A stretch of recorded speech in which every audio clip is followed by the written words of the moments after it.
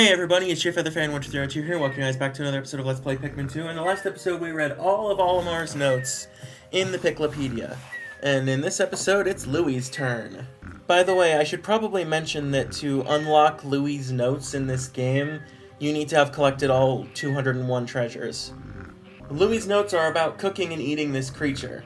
They can be quite entertaining sometimes. Plump specimens are best spit roasted whole, stuffed with a lime and a slab of bacon, based frequently to ensure a magnificently moist haunch. Remove all the Bulborb's hair, wrap the beast in foil along with a halved lemon, and place it directly on the grill. The foil should protect the carcass from scorching, and the lemon will give the meat an elegant hint of citrus. Now the orange Bulborb. This Bulborb's meaty flanks make for deliciously savory steaks that shouldn't be missed. That was it, okay. Dwarf Red Bulborb. For a blissful bisque, mince the entire beast finely and stir with a heavy cream, artichoke hearts, and a pinch of black pepper. Heat slowly until piping hot. Rich and creamy. Snow Bulborb. Best grilled and served hot over a bed of fresh spinach and crumbled blue cheese. Dwarf Orange Bulborb. Although difficult to prepare, this exquisite creature is more than worth the effort. Great in fajitas. Spotty Bulbear. For an unrivaled green curry, peel away the Spotty Bulbear's skin, pulverize the juicy innards and stew until curiously fragrant. Dwarf Bulbear. Remove innards, stuff with sage and finely aged prosciutto, that's how that's pronounced, and broil until golden brown. The ultimate crowd pleasers. Bulborb Larva. This meager creature offers little meat, but its eyeballs are a local delicacy. Try them with okra and a dollop of sour cream. That's a little dark, ripping the eyeballs off of a baby. Fiery Bulblax. No stove? No problem! This sizzling beast practically cooks itself. Remember to thoroughly extinguish the steaks prior to eating. Okay, that was pretty good. Water Dumple. Deep fried dumples without batter for all the flavor with half the fat. Okay. Bulbmin. Grind the meat and season with allspice, salt, and ground white pepper. Press the seasoned meat into meat satchels, then pan-fry them with onions. Prior to serving, smother the brats with Dijon mustard and sauerkraut. Buns are optional. Fiery Blowhog. Roast this flavorful beast for several hours, letting it stew in its own succulent juices. Don't worry about overcooking this beast. It's scorch-proof. Oh yeah, no shit. Watery Blowhog. This beast's unrivaled moistness gives it a melt-in-the-mouth quality that's incomparable. Armored Cannon Beetle Larva. Carefully remove every grain of sand, peel back the exoskeleton, and slurp heartily. Okay. Oh boy. Decorated Cannon Beetle. Slice the meat into tender cutlets and vigorously apply lime and pepper rub. Pan-fry until lightly crusted. Accompany with watercress and drizzle with freshly prepared tamarind sauce. Puffy Blowhog. Slice this creature's feather-light skin into triangles, deep fry until crispy, and salt generously. Makes the perfect scooping chip to accompany fresh mango salsa. Then the Withering Blowhog. Hang this creature on a rack and sun-dry on a hot afternoon. When suitably crisp, grind the sun-dried beast into powder. Makes a great substitute for cayenne or curry powder. Gatling Groink. Remove the cannon and ammo stockpile, then vigorously tenderize the meat with a heavy mallet. Stir-fry with caramelized onions and figwort sprouts. Spoon over a steaming bowl of fluffy white rice and douse with chili sauce. Iridescent Flint Beetle. An essential flavor-accentuating ingredient in gumbo and jambalaya. Also delicious in soups, broths, and marinades. Iridescent Glint Beetle. This precious treat is exceptionally rare. I could sell it back home for a fortune. Then I could use the cash to upgrade my kitchen, buy galactic class ingredients, and even star in my own cooking show, The Insect Gourmet. That had nothing to do with how to actually cook the creature. That was just calling it a treasure. Thanks, Louie. Looking for a flavor that will surprise and delight your guests? This beast's aroma may surprise your guests, but it won't be delightful. That was for the doodlebug, I don't think I said that. Female sheer grub. For an unforgettable quiche, slice this creature up and mix with 4 eggs, 2 vine-ripened tomatoes, diced zucchini, and generous handfuls of feta and Swiss. Bake until crusty and golden. And this beast is most flavorful if caught and cooked just after laying its eggs. Male sheer grub. Spread several specimens in the bottom of a casserole dish and layer with sliced avocado. Bake until the meat is choice and the cheese is lusciously browned.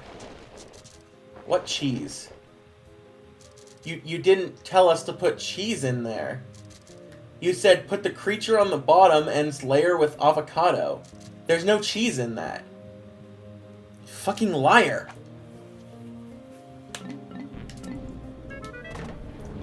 Grate this beast into a zest. Oh, Sheerwig. Grate this beast into a zest and whisk with sugar, cream, and chopped dark chocolate for a lusciously indulgent mousse that's truly a culinary coup de grace. Cloaking Burrownet.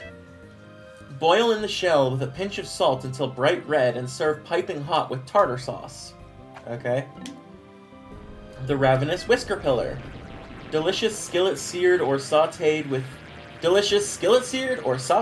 scallions and red Genovese sauce.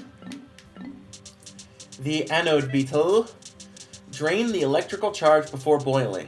Although it is possible to eat an anode beetle while it is charged, doing so may result in an unpleasant tingling sensation. Mitites. And their description terrified me from Olimar's notes. Flash fry with garlic and red chilies in a hot pan, then sprinkle with grated gorgonzola. Some dinner guests may find the legs unappealing, so it's best to remove them before serving.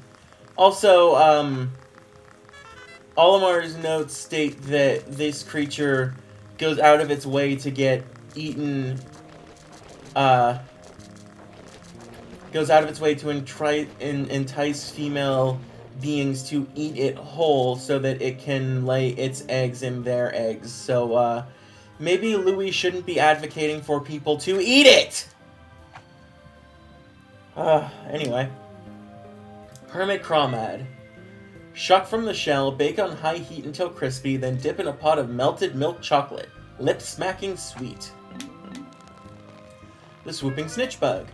Remove the wings, marinate in a well-marbled steak for several hours in a chipotle marinade, then charbroil to perfection. Bumbling Snitchbug.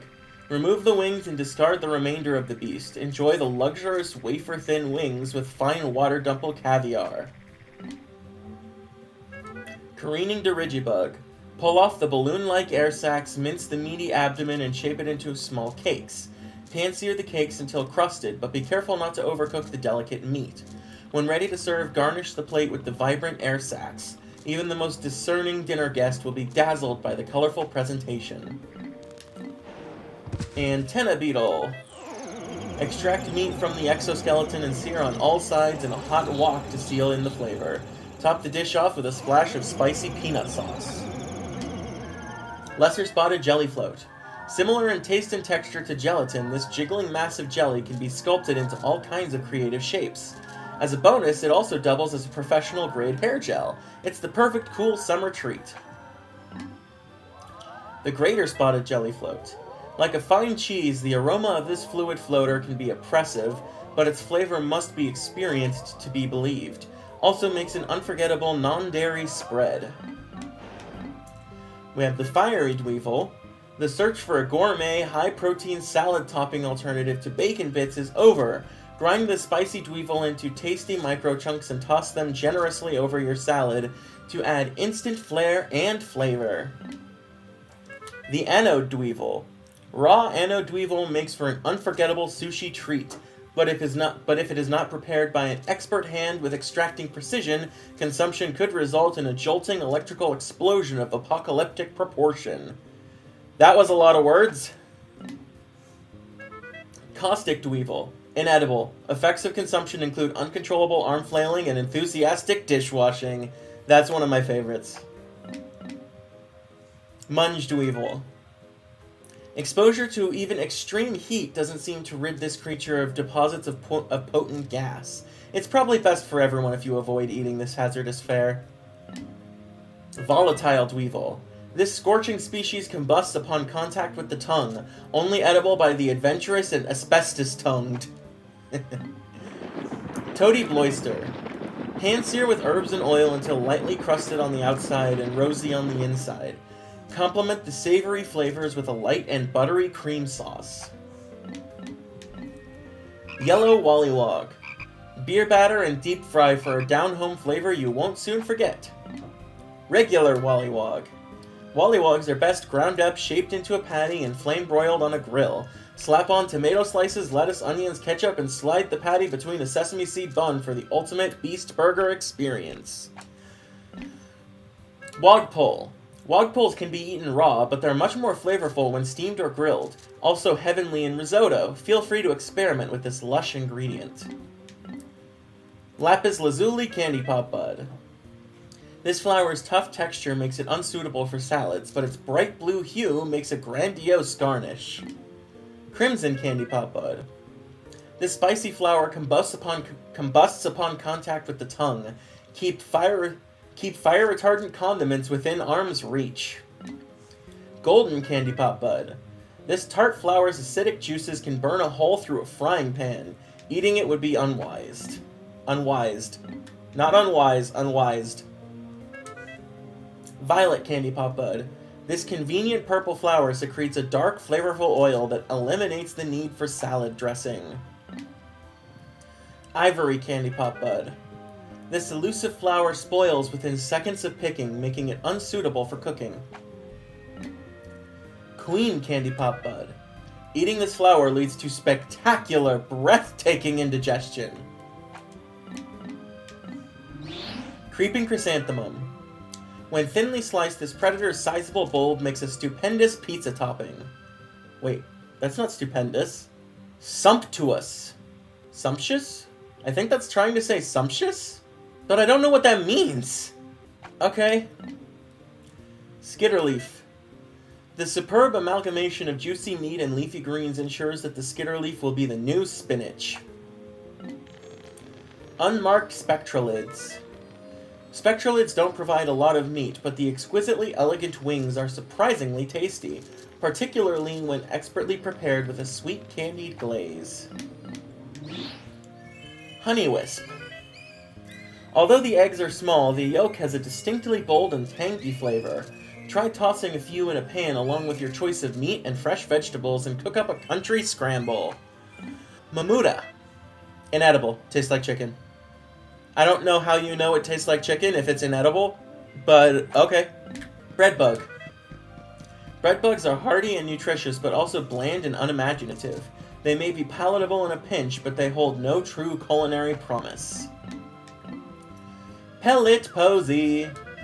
On a quest for the perfect hors d'oeuvre, slow cook this plant in a wood fire oven, but be careful to only serve the tender pellet. Common glowcap. Rapturous fresh or sautéed, this illuminating fungus will be hot in the galaxy's trendiest restaurants. Clover. Mildly poisonous, may result in nausea, headache, fever, fatigue, chest pains, paralysis, loss of bone density, moodiness, feral rage, sauciness, dilly-dallying, strokes of brilliance, and untimely doom. That's pretty good. I like that one. Figwort. This titillating ingredient tastes impossibly fresh, but you must cook it immediately after picking. If you don't, it'll go bad within minutes. Dandelion. Young leaves are only suitable in garden salads. Use the flower to add color to your dishes. Seeding dandelion. Dried, roasted, and finely ground, the root of this plant makes a passable coffee substitute. Horsetail, the one that I found last episode. No, I didn't cut away and find it. Nope, definitely not. Remove and discard the primitive scaly leaves, then blanch this tender stalk in a buttery broth. Foxtail. Inedible. Plagues victims with potent, debilitating cramps. Okay. Glowstem. Inedible. Known effects include uncontrollable episodes of impromptu breakdancing. I love the Piklopedia. Margaret. Can be eaten fresh out of the soil, but it's much more flavorful when incorporated into a heavenly veggie lasagna. Fiddlehead. Sun-dry the leaves... I guess there are leaves? For several days, then grind them with a mortar and pestle. The resulting herb grants an aromatic, earthy flavor to mutton and poultry dishes. The shoot. Inedible, and yet strangely delicious. Empress Bullblacks. For a sophisticated delicacy, make a pâté de foie gras from this massively obese creature's liver and spread it over a sesame cracker. Burrowing Snagret. Slice the serpentine torso into thin medallions, skewer on a metal rod with hocotate onions, and barbecue over an open flame. Beady Longlegs. Poisonous. Consumption results in prolonged writhing and uncontrollable mirth. Emperor Bullblacks.